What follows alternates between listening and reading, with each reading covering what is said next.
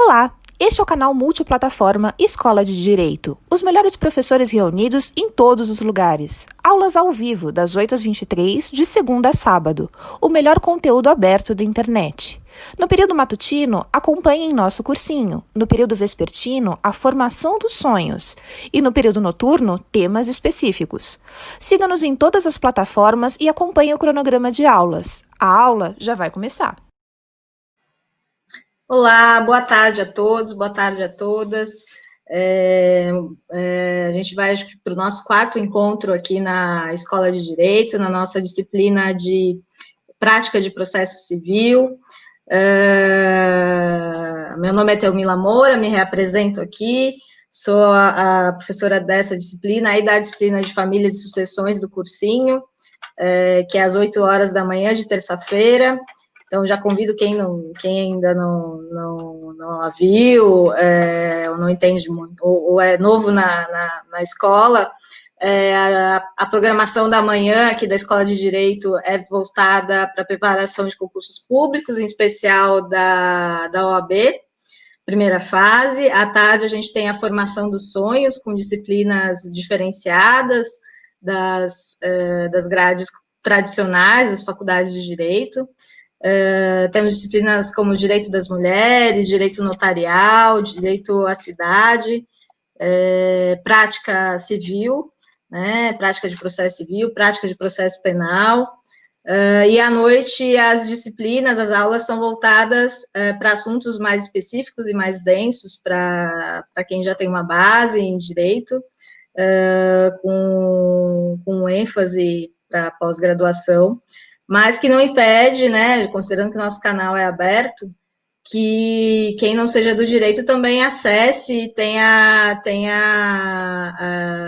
acesso a esse conhecimento. Né? A gente procura aqui não falar naquele juridiquês, naquele também termos extremamente técnicos, para proporcionar justamente esse acesso mais democrático ao conhecimento do direito.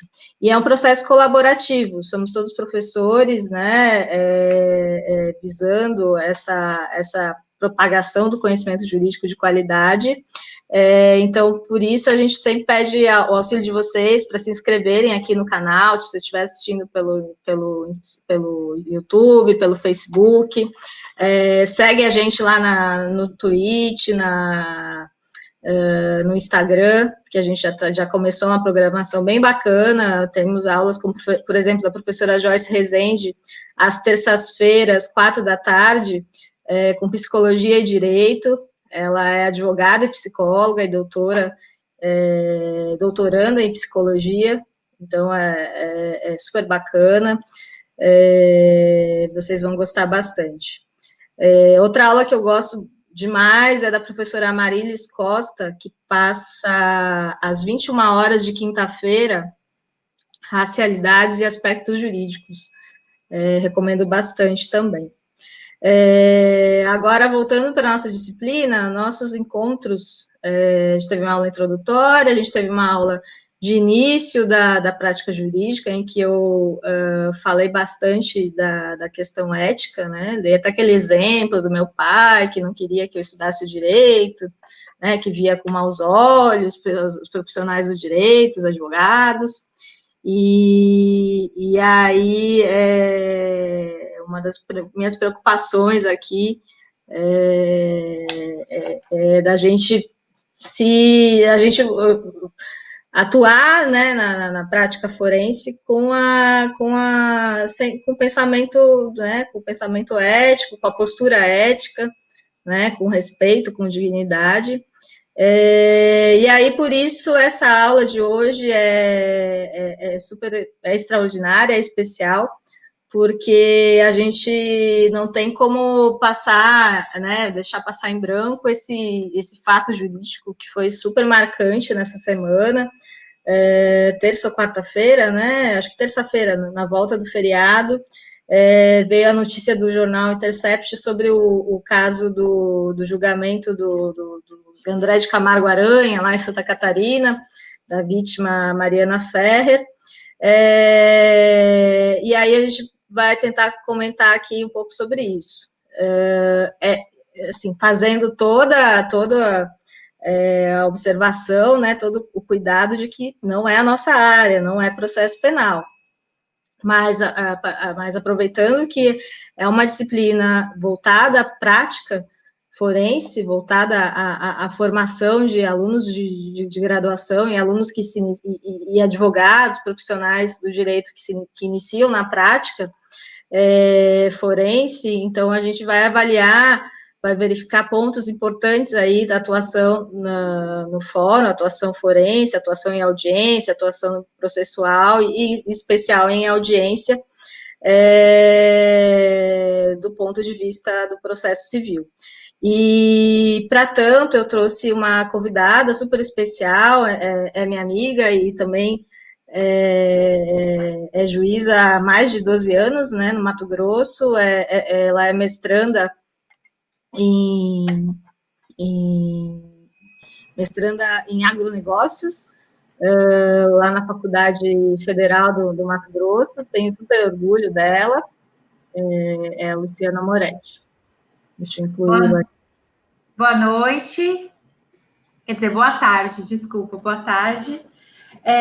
A honra é toda minha de estar aqui, a Teomila é minha amiga, nós estudamos juntas desde 1999, já vou revelar aí um pouco da nossa idade, e traçamos caminhos diferentes aí. A Teomila foi para a advocacia, tenho muito orgulho dela, já é mestre pela Universidade de São Paulo, e eu tracei o caminho da magistratura, né? Sou juíza aqui no estado de Mato Grosso e mestranda da Universidade Federal de Mato Grosso, na área aí também de agronegócio. E justamente por conta desse vídeo que foi divulgado, né, do julgamento do André de Camargo Aranha, em que a vítima é a Mariana Ferrer, a Teomila me convidou para falar sobre a postura do juiz em audiência, né? E eu já gostaria de só fazer uma ressalva que o artigo 35, inciso 3º da LOMAN, né, quem não sabe o que é LOMAN, é a Lei Orgânica da Magistratura Nacional. Ele veda que o magistrado se manifeste sobre processo pendente, né, ou que faça um juízo depreciativo da conduta de algum outro colega, algum outro órgão judicial, exceto em obra técnica ou no exercício do magistério, né? Então, como nós estamos aqui no exercício do magistério, e a aula é sobre posturas do juiz, eu vou me permitir tecer algumas críticas sobre a postura do magistrado nesse julgamento, lembrando que a gente vai fazer aqui com o olhar do processo civil, né? E não somos penalistas, mas ali a conduta do magistrado transcende até isso, né? É uma questão ali de postura do juiz e do exercício do poder de polícia em audiência. Para a gente começar, eu separei alguns artigos do Código de Processo Civil que tratam da postura do juiz em audiência, né? Eu acho muito importante, antes da gente falar sobre a postura do juiz, a gente ver o que o Código diz sobre isso, né? Tem vários dispositivos que eu trouxe e eu gostaria de acompanhar com os alunos, né? Primeiramente, trouxe aqui o artigo 78 do Código de Processo Civil, que fala que é vedado às partes, aos procuradores, aos juízes, aos membros do Ministério Público e Defensoria, né, ou qualquer pessoa que participe do processo, né, os advogados também, condutas ofensivas, né, e manifestações e escritos também ofensivos e injuriosos, né. E no caso aqui, nessa audiência que nós estávamos comentando, foram apresentadas muitas expressões ofensivas, né, em relação à moral da vítima. E o parágrafo 1º do artigo 78 fala: quando expressões ou condutas ofensivas forem manifestadas oral ou presencialmente, no caso era virtual, mas foi oral, né, o juiz advertirá o ofensor de que não deve usar ou repetir essas expressões, sob pena de lhe ser cassada a palavra. Então, no caso ali de alguém na sala de audiência estar sendo ofendido por aquele que tem a palavra, o juiz deve primeiro advertir que não deve usar aquelas expressões e depois lhe cassar a palavra, né? Prosseguindo, há outro dispositivo no Código, o artigo 139, inciso 7º, né, que diz que é dever do juiz exercer o poder de polícia, requisitando, quando necessário, força policial, além da segurança interna dos fóruns e tribunais. Então, o juiz, pelo Código, ele tem esse poder de polícia em audiência. Avançando mais um pouco no Código, nós temos o artigo 360. O artigo 360, ele vai dizer no que consiste esse poder de polícia do magistrado. Então, o inciso 1 fala: o magistrado, para exercer o poder de polícia, ele tem que manter a ordem e o decoro na audiência. Então, ofender a vítima, né, vai contra aí a manutenção da ordem do próprio decoro em audiência. Inciso 2, ordenar que se retirem da sala de audiência os que se comportarem inconvenientemente. Então, a gente fazendo aí uma interpretação sistemática com o artigo 78, parágrafo 1º, primeiro o juiz adverte, né? Não use essas expressões ofensivas, injuriosas. A pessoa continua a usar, o juiz caça a palavra. A pessoa continua a usar, o juiz pode determinar que ele se retire da sala. A pessoa não se retira, ele pode determinar força policial para que a pessoa seja retirada da sala. O inciso 4º do artigo 360, tratar com urbanidade as partes, né, os advogados, os membros do Ministério Público, a Defensoria, todas as pessoas que participem do processo.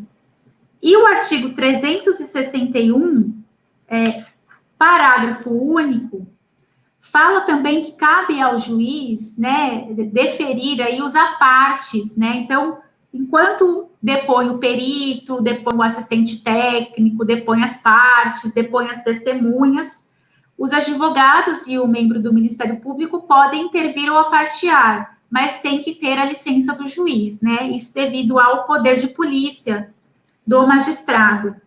E aí, falando sobre esses apartes, eu gostaria de indicar uma bibliografia para vocês, né? Quem estiver assistindo aí a aula, o livro é esse aqui, estou mostrando, né? Quem estiver apenas ouvindo a aula, o livro chama Audiências de Instrução e Julgamento e Audiências Preliminares, do ministro Atos Guzmão Carneiro, já falecido, foi ministro do STJ.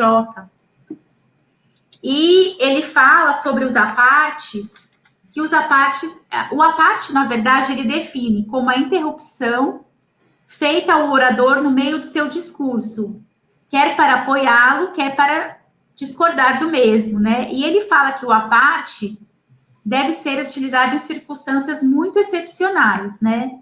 No caso, por exemplo, do julgamento ali, né, do André de Camargo Aranha, em que a vítima estava ali sendo ofendida, né, pela defesa, uma tese de defesa aí bem ofensiva, né, o promotor, por exemplo, poderia ter aparteado, né, para que a defesa contivesse ali as expressões ofensivas, injuriosas. Já o juiz, pela nossa visão ali, deveria ter intervido, né, e coibido ali aquelas ofensas à vítima, né? Deveria primeiro ter advertido, depois cassado a palavra, e caso não fosse suficiente, poderia suspender a audiência, poderia pedir que o advogado se retirasse da sala, né? E um doutrinador aqui, o Pontes de Miranda, ele vai ser contra, né, os apartes. Ele fala assim, que a imperturbabilidade da palavra é o melhor princípio das assembleias, desde que depois se abra a discussão. Então, assim, o aparte, ele pode tumultuar a audiência, então vai caber ao juiz deferir ou não esse aparte para não haver tumulto. No caso que foi noticiado, é que nós estamos falando, esse caso de grande repercussão, o aparte do Ministério Público, creio que seria muito necessário para defender ali a vítima, que naquele momento era a parte mais fraca, a parte ofendida, e o juiz deveria realmente ter intervido e cassado a palavra ali da defesa, que estava ali extrapolando o seu direito de defesa. Continuando, eu também queria indicar para vocês, né, depois vai ficar disponível aí para vocês, um artigo que saiu no Conjuro de ontem. O Conjuro é um site, né, que publica aí notícias jurídicas e publica também artigos de professores. O professor Lênio Streck, no Conjuro de ontem, do dia 5 de novembro, ele fez um artigo dizendo que o julgamento do André de Camargo Aranha seria nulo, porque a audiência seria nula. Ele vai muito mais além, né? Ele fala que não se pode julgar em fatias, né? E ele fala, então, que como a vítima foi a sua honra foi degradada, o ato foi... a conduta ali, a defesa extrapolou o seu direito, enfim, o juiz não exerceu a conduta, não coibiu a conduta da defesa como deveria ter coibido. O professor Lênio Streck diz que a audiência estaria nula, em razão de todas aquelas ofensas proferidas. E, por consequência, a sentença estaria nula também. É um artigo muito interessante que ele escreveu no Conjur, do dia 5 de novembro. Recomendo aí a leitura para quem tiver interesse. E gostaria também de falar o último dispositivo do Código de Processo Civil, que fala também sobre o poder de polícia do magistrado. O artigo 459, parágrafo 2º, diz assim, que as testemunhas devem ser tratadas com urbanidade, não se lhes fazendo perguntas ou considerações impertinentes, capciosas ou vexatórias, né? No caso aí que a gente está comentando, foram feitas considerações muito impertinentes e muito vexatórias à vítima, né? Então, que também feriria aí o artigo 459, parágrafo 2º. Continuando, também gostaria de indicar uma outra leitura para vocês, né? Para quem estiver nos assistindo aí pelo vídeo, é esse livro aqui, Temas e Temáticas Jurídicas, Comentários ao Código de Ética da Magistratura Nacional, de Lorival Cerejo.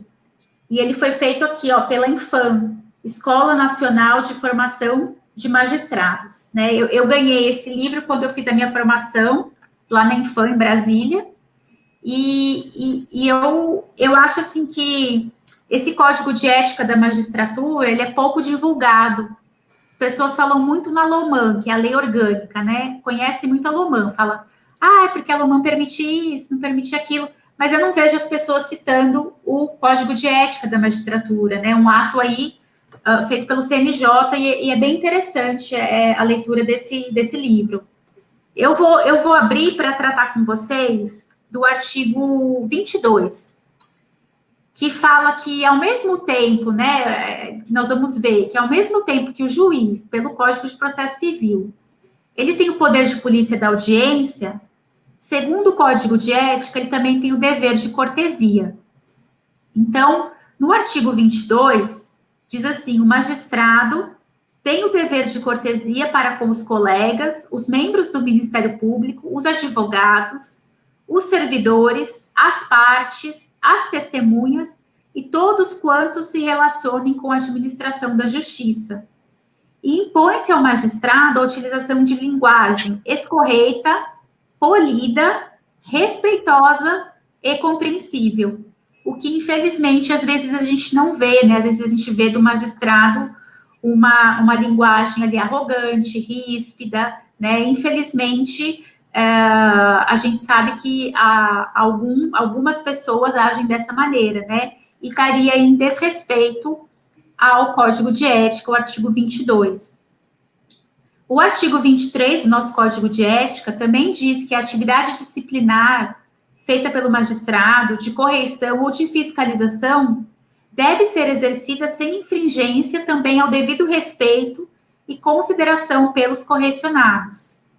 E aqui nesse livrinho, o Lorival Cerejo também traz um artigo do nosso Código Ibero-Americano de Ética Judicial, que é o artigo 48, que fala que os deveres de cortesia têm o seu fundamento na moral e o seu cumprimento contribui para um melhor funcionamento da administração da justiça, né? E a cortesia é a forma de exteriorizar o respeito, a consideração que os juízes devem a seus colegas, que devem aos advogados, às testemunhas, às partes e, de modo geral, a todos que se relacionam com a justiça, né? Então, não é porque o juiz tem o poder de polícia em audiência que ele deve aplicar uma linguagem aí desrespeitosa ou descortês, né? E ele deve sempre ser compreensível, se fazer compreender, porque lembrando que os advogados,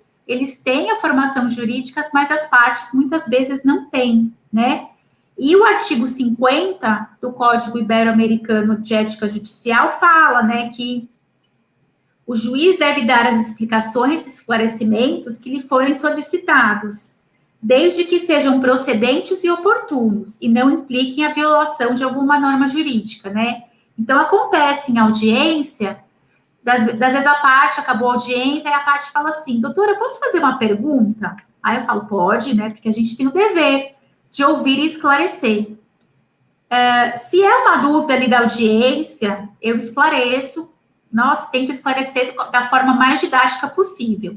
Agora, se é uma dúvida ali que ela tem sobre qual é a postura que o advogado dela vai tomar depois da audiência, ou então se ela vai ganhar ou perder aquela ação, né, que seria um adiantamento de mérito da sentença, aí essas informações eu explico que eu não posso dar, né, que como vai ser a postura do advogado dela após aquela audiência, né? Qual é a estratégia que ele vai tomar, é o próprio advogado que tem que esclarecer para ela, né? E se a parte perguntar, doutora, eu vou ganhar, eu vou perder, eu também explico que eu não posso fazer o adiantamento do mérito do julgamento. Mas, na medida do possível, tudo que eu posso esclarecer de dúvidas naquela audiência é meu dever aqui, segundo o Código de Ética, fazê-lo, e eu tento fazer, né? Então, basicamente, era essa o contraponto que eu gostaria de fazer na aula de hoje, né? Que fala-se muito do poder de polícia do juiz, e nós vimos como ele é necessário, nós vimos um caso em que não foi exercido, e como uma das partes, ali no caso a vítima, foi prejudicada e ofendida, e um contraponto, então, que o juiz não deve ser omisso no exercício do seu poder de polícia, mas também não deve exercer o poder de polícia de uma maneira que seja desrespeitoso com aqueles que participam do processo, não deixando de seguir, né, o seu dever de cortesia, como está ali no Código de Ética. Era essa a mensagem e o contraponto que eu queria deixar para os alunos.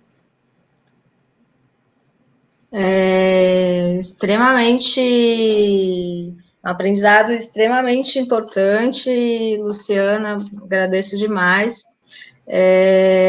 Realmente a postura que a gente viu, né, naquele vídeo, ainda que editado, né, eu não consegui ter acesso ao vídeo completo ainda, né, faço essa ressalva, e mais uma vez que a gente está procurando trazer esses fatos aqui sobre análise do processo civil, que é a nossa área, né?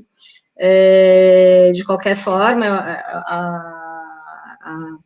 assim, nossos alunos aqui na graduação ou recém-formados, né, eu acho extremamente importante ter ciência, né, que a magistratura tenha seu código de ética, também tenha sua lei orgânica com deveres, postura e tudo mais que o juiz tem, que a magistrada deve ter, e que caso venha a querer seguir a carreira, né, que ele já prepare seus estudos, que assim que assumir, né, ele tenha acesso e utilize na sua carreira, né, é importante demais.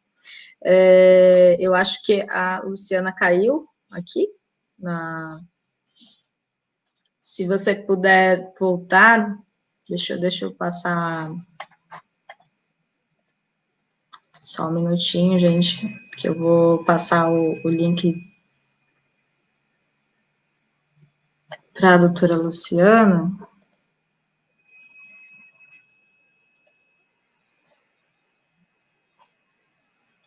Para a gente poder fazer mais umas considerações. A internet dela caiu. Ela me falou aqui pelo WhatsApp. E eu quero também, ela voltou. Vou adicionar aqui. E como a gente está falando de audiência, especial da audiência do caso André de Camargo Aranha, eu até aproveito para divulgar que a gente fez uma live aqui de professoras mulheres na quarta-feira, super bacana, está disponível, vou deixar o link também aqui na descrição da aula.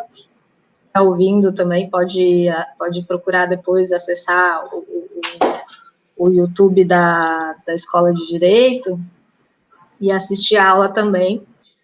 Foi uma aula de 2h30 com professoras de N áreas do direito, da psicologia, ciências sociais, dando o seu ponto de vista sobre o que aconteceu naquela audiência, nesse julgamento. Teve algumas professoras penalistas se ativeram, inclusive, aos autos, né, que não é o nosso caso aqui hoje, por exemplo, porque realmente a nossa preocupação é com a prática civil, né, fazendo relação aí sobre esse caso lá de Santa Catarina. Então, eu queria fazer algumas considerações, né, como a Luciana fez sobre a postura do juiz na audiência. Eu queria trazer alguns dispositivos do CPC e até do próprio Código de Ética da OAB, a Lei 8.906, sobre a postura do advogado, né? Logo no início da Lei 8.906 de 94, Código de Ética da OAB, eu já havia até ressaltado na nossa penúltima aula, né? Quem tem acompanhado, ou quem não conseguiu ver, busca lá na playlist das minhas aulas de prática civil. O advogado é indispensável à administração da justiça. No seu ministério privado, o advogado presta serviço público e exerce função social. No processo judicial, o advogado contribui na postulação de decisão favorável ao seu constituinte, ao convencimento dos julgadores, seus atos constituem munus público. Aqui eu acho que de todo o que é falado nesse artigo e 2 parágrafos, as palavras mais importantes o advogado é indispensável à administração da justiça e os seus atos constituem munus público, ou seja, o advogado exerce função social, ele deve resguardar os direitos do seu cliente, respeitando, né, a ética, respeitando a urbanidade, a cordialidade com os demais, com todos os outros participantes do processo. E por demais, chama a atenção demais, né, nesse vídeo da audiência de Santa Catarina, os fatos que o advogado levou, que não tinham nada a ver com o que teria ocorrido naquele dia, né, do suposto crime, do suposto estupro, né, avaliando a conduta, avaliando fotos postadas pela vítima, né, avaliando a condição social, as dívidas que a moça tinha ou não tinha, enfim, atos, assim, de extremamente misóginos e machistas, né, infelizmente. E aí, eu trouxe também, procurei verificar aqui no Código de Processo Civil, artigo 77, né, além de outros previstos nesse Código, são deveres das partes, seus procuradores e de todos aqueles que de forma participem do processo. Expor os fatos em juízo conforme a verdade e não formular pretensão ou de apresentar defesa quando cientes de que são destituídas de fundamento. Aqui eu repito, né, mais uma vez, que são, a gente está verificando aqui pelo Código de Processo Civil. Claro que a gente sabe que o Código de Processo Penal, subsidiariamente, adota as regras do Código de Processo Civil, mas nesse artigo fica bem claro que todo mundo que estiver agindo, que estiver atuando no processo, deve agir com urbanidade, né? Não há dúvida, certo? O que mais que eu trouxe aqui de importante? Não vou falar, eu até tinha preparado para a aula lá de quinta-feira, eu tinha preparado a parte da magistratura, mas aí eu não vou entrar no que a doutora Luciana falou. Agora, ainda que a nossa aula seja aqui sob o prisma do Código de Processo Civil, eu só queria destacar que eu fui analisar lá o Código de Processo Penal. Tem um artigo, artigo 201, que ele fala do ofendido, ou seja, da vítima. E no caput desse artigo, né, a parte principal aí do artigo sempre que possível, o ofendido será qualificado e perguntado sobre as circunstâncias da infração, quem seja ou presuma ser o seu autor, as provas que possam indicar, tomando-se por termo as suas declarações.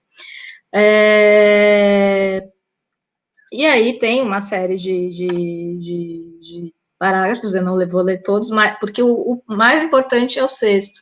O juiz tomará as providências necessárias à preservação da intimidade, vida privada, honra a imagem do ofendido, podendo, inclusive, determinar o segredo de justiça em relação aos dados, depoimentos e outras informações constantes dos autos a seu respeito para evitar a sua exposição aos meios de comunicação. Então, aqui, ó, a primeira frase, o juiz tomará providências necessárias à preservação da intimidade. A gente, infelizmente, não viu nesse caso, né, que a vítima é fragilizada, é uma mulher, né, possivelmente vítima de estupro, né, a gente não pode, eu não vou entrar no mérito, a gente não quer pré-julgar ou julgar o que aconteceu, né, ou adentrar nos fatos ali, né, enfim, não é o objetivo dessa aula, realmente é se ater à questão da audiência e deixar bem claro para quem está nos assistindo, né, alunos de graduação, recém-formados, advogados que estejam iniciando sua prática na advocacia, ou estejam estudando para concursos e vão ingressar em outras carreiras, que se utilizem da ética, da postura respeitosa em juízo, né? Eu havia até conversado com a Luciana um pouco antes, desde ontem, quando foi que a gente pensou nessa aula conjunta, né, porque inicialmente eu iria tratar de outro tema nessa aula, em prosseguimento à programação, só que eu achei muito importante fazer essa ponte com esse assunto aí da semana no mundo jurídico, né. Como advogada, eu já me deparei com posturas, né, um tanto arrogantes de colegas advogados, né, por eu ser mulher, né, querendo intimidar por conta claro que o objetivo é sempre, né, defender os interesses do cliente, aí parece que as pessoas querem agir com quaisquer instrumentos, quaisquer armas ali no momento, né, na oralidade, enquanto e se esquecendo, na verdade, que a oralidade, né, a importância da oralidade na audiência é para ter fundamento, para levar documentos jurídicos, né, levar a fundamento legal, fundamento na lei, na jurisprudência, na doutrina, enfim. Se esquecendo disso, agem como se fosse uma briga, de forma muito desrespeitosa. Então, eu não hesito em falar, colega, nós somos todos advogados, eu sou advogada, o doutor é advogado, né? Então, vamos nos tratar com respeito. Não estou te tratando sem respeito, por favor, exija o mesmo para mim. E eu noto, na verdade, que quando eu comecei a advogar, 17 anos atrás, e quando eu participava de audiências, mesmo como estagiária, havia uma maior cordialidade, né? As partes entravam na audiência, trocavam cartão, os advogados trocavam cartão, as partes se cumprimentavam, né? E eu fiquei um tempo sem atuar muito em audiências, eu fui atuar na advocacia consultiva ou em departamento jurídico de empresa, e fazia bem pouca audiência. Então, nos últimos 3 ou 4 anos, eu voltei a frequentar mais o ambiente forense para realizar audiências, e eu vejo que é um tom belicoso muito maior, que as pessoas não veem aí nesses ataques que não são fundados em argumentos jurídicos, né, intimidações, e sem esquecer de cooperação, de que somos todos colegas advogados, né, que estamos todos ali querendo uma melhor solução do conflito dos nossos clientes, né, que em 2015 em 2016 entrou em vigor um Código de Processo Civil e que preza pela cooperação entre as partes, né, ali no artigo 2º do Código de Processo Civil, um dos princípios fundamentais, né, a cooperação entre as partes, do magistrado, procuradores, né, que colaborem entre si para a melhor solução, que ajam eticamente, né, e infelizmente, desde essa postura aí belicosa, até em tentativas de acordo, enfim, extrajudiciais, a gente telefonemas antes ou depois da audiência, eu noto que há advogados, por exemplo, que se comportam como se fossem verdadeiras partes, né, como se estivesse advogando em causa própria, e eu acho que não é benéfico para o próprio sistema, né, da justiça, para o próprio funcionamento do ordenamento jurídico, né, essa exacerbação da judicialização, os tribunais com processos, cada vez mais processos, e em contraponto a toda essa tendência do processo civil de resolução dos conflitos por meios alternativos, né, que há quem rechace até essa denominação alternativa, porque deveriam ser absorvidos como meios, digamos, normais, né, meios não alternativos, mas extrajudiciais, né, de resolução, instrumentos que pudessem ser utilizados antes, durante o trâmite processual, né, com a mediação, a arbitragem, a conciliação, né. Então, essa é a minha preocupação em ter trazido a Luciana Moretti, magistrada, a respeito da visão da atuação, né, das partes, dos advogados, enfim, até do magistrado numa audiência, para que a gente, desde o começo, aqui, desde as aulas iniciais, a gente haja com respeito, com dignidade, com ética, né? Acho que é importante demais ela ter trazido as informações sobre o código de ética, né? Não só os deveres do magistrado da lei orgânica. E acho que uma primeira pergunta que eu faria é essa, Luciana.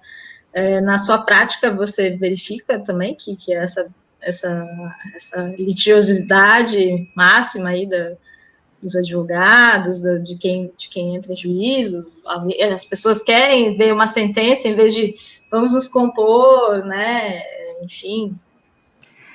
Sim, primeiro eu queria pedir desculpa, né, para quem está nos assistindo, que a minha internet aqui é instável, caiu, mas eu já voltei aí.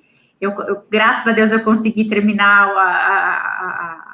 a minha exposição, né, e a internet logo em seguida caiu, mas eu vejo assim, uma cultura muito beligerante ainda aqui no Brasil, tanto dos advogados quanto das partes, né? As partes, elas preferem um processo.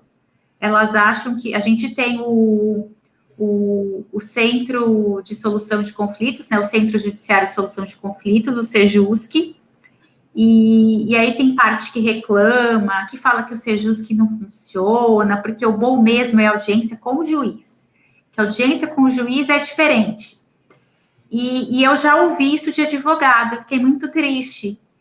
Um advogado falando assim para mim, a senhora pode fazer audiência de conciliação? Eu falei, olha, nós temos os nossos mediadores, né? Temos 3 mediadores, e o Código de Processo Civil, ele faz com que a audiência preliminar seja feita pelos mediadores, né? Justamente para que o magistrado tenha mais tempo ali para desafogar o magistrado, né? Eu gastava, às vezes, 2 dias, 2 tardes fazendo audiência de conciliação, e vieram os mediadores e eu ganhei muito tempo, né? Para despachar os processos, enfim. E tem advogado ainda que tem essa resistência, são os mais beligerantes, são os que menos fazem acordo. E eles ainda querem a audiência de conciliação presidida pelo próprio magistrado, o que eu acho que não é o escopo da lei, porque quando tem um mediador para fazer a audiência, as partes podem falar o que elas quiserem, enfim, tratar de coisa do passado, tratar de mágoas, enfim, né? E o magistrado não se contamina com aquilo. Porque a gente é ser humano, né? A gente ouviu uma coisa, a gente ouviu aquilo. Posso falar, agora eu vou apertar o botão desouvir, né? Então, eu até prefiro e tudo que as partes, elas conversaram, se a conciliação for inexitosa, não consta do termo, né? Só vai constar do termo acordo. Então, eu acho muito mais saudável que seja o mediador que faça. Porque quando vem para a instrução, eu não estou contaminada com aquela briga da conciliação. E tem advogado que não, que ele ainda está naquela cultura do litígio, então ele prefere que o juiz presida todas as audiências. E são os advogados que menos fazem acordo, né? E eu sempre falo, né? Sempre falo isso para as partes. E oriento os meus mediadores a falarem. Você sabe o que é melhor para você, né? As partes sabem o que é melhor para elas. Elas podem ceder um pouco ali, né? Uma cede um pouco, a outra cede um pouco, e chegar num acordo que seja melhor para elas. A sentença, embora a gente examine as provas, embora a sentença é uma decisão imposta de cima para baixo, né? Ela acaba sendo uma decisão autoritária. Às vezes não vai agradar, né? A gente acha que é melhor a sentença, às vezes a sentença vai ser pior, ela não vai agradar nenhuma das partes, né? Então, essa cultura da composição, essa cultura do acordo, ela precisa ser mais incentivada. Sim, sim, as pessoas precisam, né? Eu acho que a formação do estudante de direito precisa dar mais ênfase, né? Precisa ter disciplinas próprias, né? Eu acho que na nossa época não tivemos. Não tinha, né? Não tivemos. Nós não tivemos disciplina sobre mediação, porque eu tive a oportunidade de fazer um curso, né? 2 cursos de mediação, né? Um foi no meu curso de formação, a gente fez um módulo de mediação, e outro foi lá na Infam, né? Lá na Escola de Formação dos Magistrados. E tem toda a técnica de mediação, até como você arruma a sala, por exemplo, a sala de audiência ela é totalmente contra contra as diretrizes ali para você mediar. Primeiro que a mesa de audiência, na ponta ali está o juiz. As partes sentam umas contra as outras, já é a cultura do litígio. Uma num lado, outra do outro, né? Na sala de mediação já é diferente. Já tem a mesa redonda, então aquela mesa que não tem ponta, não tem lado, não é um contra o outro, é uma mesa redonda. O tribunal observou tudo isso. A parede da sala de mediação já é uma cor mais aconchegante, já é um tom quente, não é aquele branco. É uma mesa redonda, né? É uma mesa redonda, todo mundo. Né? Tem flores na sala de conciliação, tem um tapete para ser mais aconchegante. Mas isso é no seu fórum, né? Aí na sua comarca, porque não é o que a gente encontra muito, não. Porque o layout... saber. O layout da sala de audiência, ele é totalmente contra a conciliação, ele é para as partes brigarem. Sim, sim. Né? Então, isso tudo precisa ser ensinado nas faculdades de direito, as vantagens de você obter uma conciliação até para o advogado, né? A vantagem dele terminar um processo mais rapidamente, dele satisfazer o cliente mais rapidamente, né? Existe também a cultura do cliente que, se ele faz acordo, ele não quer pagar honorários. Existe. Existe. Né? Existe. Ele acha que, se o advogado foi ali, acompanhou, é uma audiência. Primeiro que ele não encara como uma audiência, porque o juiz não está. Acontece muito isso. Depois ele acha que o advogado não teve trabalho para ficar lá fazendo o acordo. Tem acordo, gente, que demora 3 horas, 4 horas. E aí não quer pagar a parte, não quer pagar honorários. Sim, sim. Sim, tem que ter uma conscientização e o próprio advogado instruindo, né, explicando para o cliente desde ali a contratação, desde o contrato de honorários, né, para quem está iniciando agora, está abrindo seu escritório, está pegando seus primeiros clientes, está buscando seus primeiros clientes, já se prepara, né, já faz uma cláusula ali, né, dos honorários contratuais, do percentual dos seus honorários em cima do êxito de um eventual acordo, né? Se é uma obrigação de fazer, já estipula ali o valor dos honorários no caso de acordo, né? É muito importante e explicar, olha, seu processo pode durar anos se não houver acordo, ou seu processo pode ser decidido, pode ser finalizado antes com uma decisão em conjunto, com uma decisão que você vai participar, que a outra parte vai participar, o que, obviamente, implica em que uma parte, né, do que você entende por seu direito, seja necessário abrir mão, né, seja necessário ceder, né, acho que é uma das partes bem importantes aí do conceito, né, entrar em conciliação, né, mediar um conflito. Sim, e uma das vantagens também que, feito o acordo, já é homologado, né, pelo juiz, e caso a outra parte não cumpra, né, já é um título para ser executado. Sim. Então, a vantagem do tempo, esse ganho de tempo, eu acho que é muito importante também. Sim, sim. E aí, a gente até voltando, né, para a questão da belicosidade, né, da cultura da litigância, eu acho que a gente poderia tentar voltar, né, a modos de defesa, não só na esfera civil, mas também na esfera penal, que se centrem, né, que se concentrem na apuração dos fatos, na apuração dos direitos, quando não é mais possível fazer um acordo, né, quando não foi, né, passou, ou no processo penal, que não há acordo, que é necessário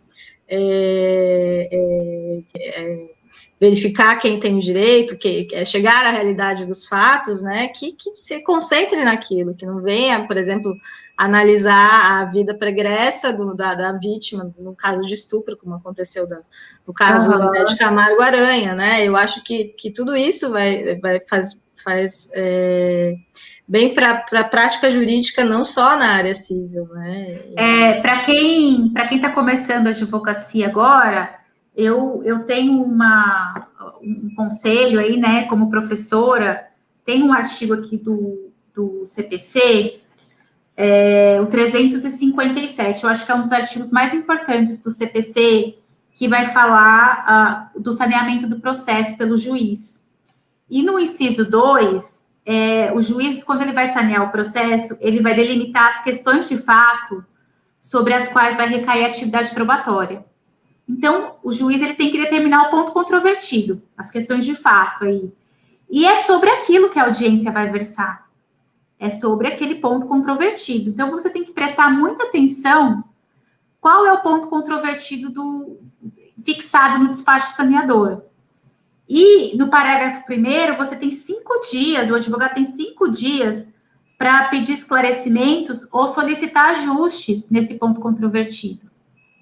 E aí, a prova na audiência, ela vai versar sobre esse ponto controvertido. Tudo que for de pergunta que estiver fora do ponto controvertido, dessas questões de fato, fixadas no saneador, é impertinente, pode ser indeferida a pergunta, né?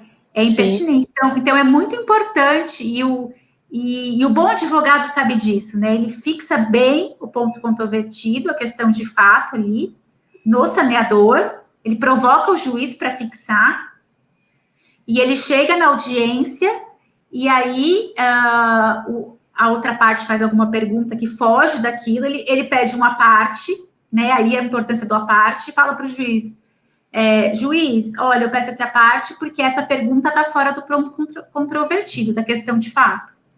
Então, eu acho, assim, que antes de sermos belicosos, somente por sermos belicosos, temos que ser técnicos. Sim, sim, para ser efetiva, né? Para você conseguir fundamentar o seu argumento, né? A posição que vai beneficiar o seu cliente, né? E que vai levar ao convencimento do juiz de que você tem o melhor direito.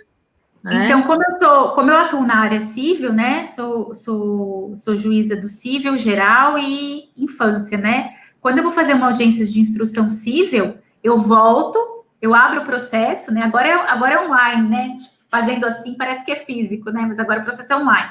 Eu abro o processo, volto no meu despacho saneador, antes de começar a audiência, e falo assim: olha, o ponto controvertido é esse.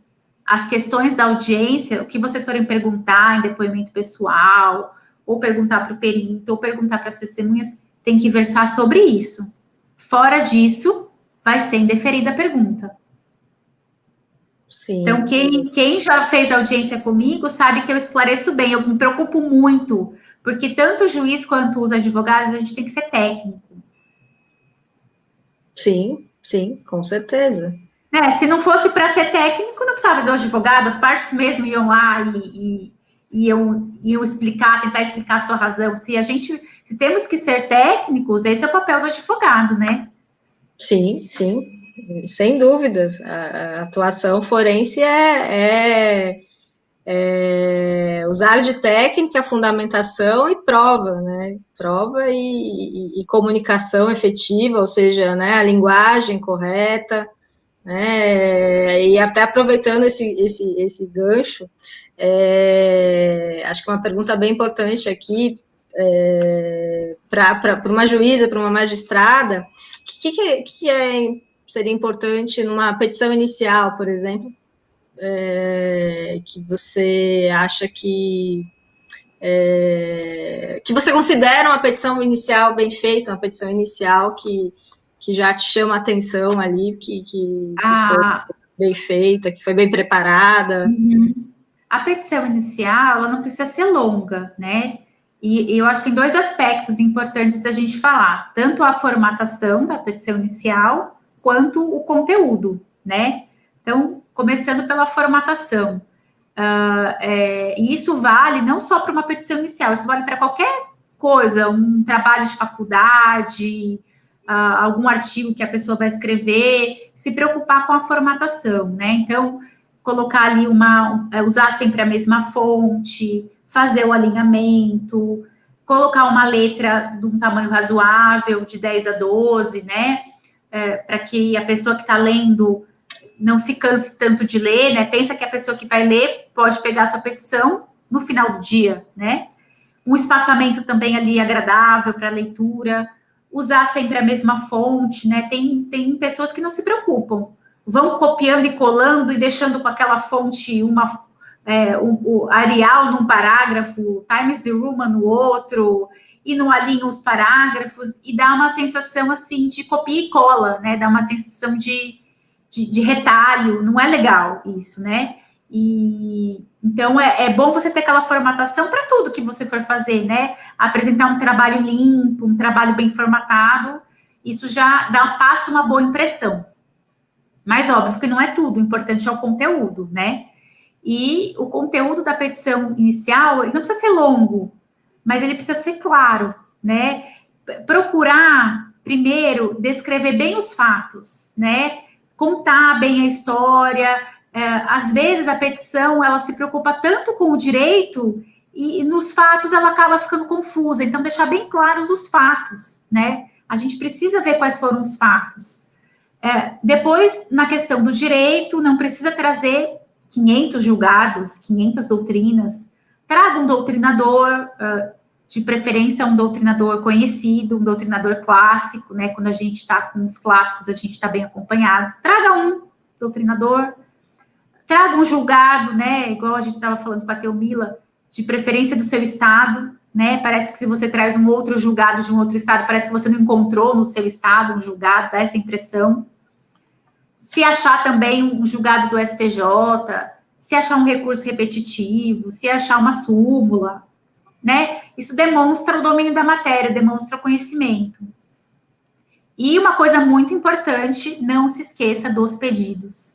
Estava contando uma história aí para a Teomila que o advogado fez toda a fundamentação sobre tutela antecipada e não fez o pedido da tutela. Na hora dos pedidos, ele pediu lá a citação, a procedência da ação, e não pediu a tutela de urgência, né? E também se ater bem também ao valor da causa, né? Quando o valor da causa, nas hipóteses legais, que ele for mensurado, né? Se ater bem ao valor da causa, que o valor da causa é muito importante para a gente calcular as custas, né? Para, às vezes, calcular o honorário de sucumbência, também é importante o valor da causa. Então, se ater bastante a isso, né? A todos esses critérios. Então, descrever bem os fatos, né? Ser claro. Quando trazer o direito, trazer um doutrinador e uma jurisprudência, de preferência uma jurisprudência atualizada. E não se esquecer dos pedidos, né? Colocar todos os pedidos ali e colocar corretamente o valor da causa. E aí, eu estou falando da petição inicial, aí a Teomila vai dizer aí depois os documentos, né, o que vai aí rechear aí a petição inicial. Ah, sim, sim, a gente vai procurar, né, discorrer e falar sobre a importância, né, dos meios probatórios, da prova em aulas próprias, mas eu quis aproveitar a sua participação nessa aula, que a gente falou de audiência, mas sem dúvida, né, para quem está iniciando, como o nosso curso também está no início, ainda não houve uma aula específica de petição inicial, eu acho que é importante a gente ter essa visão aí de como, né, o outro lado, como uma juíza vê com melhores olhos, digamos, né, o formato de uma petição inicial, né, porque a preocupação de muita gente pode ser de que, nossa, eu preciso fazer uma petição longa, eu preciso fazer uma petição que chame atenção pelo tamanho, né, que petição boa é aquela com 50 páginas, 100 páginas, não, né, realmente é expor o direito, né, explicar ali, né, de forma clara, com um bom português, uma boa redação, né, a formatação, como você disse, e as provas, né, realmente é o que faz a diferença, né, na defesa ali, no levar o seu direito, o direito do seu cliente, apresentar o direito do seu cliente ao judiciário. E eu queria falar uma outra coisa, que às vezes a petição inicial, ela trata de um assunto tão específico, né? Por exemplo, teve um caso que foi um atropelamento dentro de um pátio de descarga de caminhões de soja. E a tese lá era que o caminhão tinha infringido o procedimento de segurança.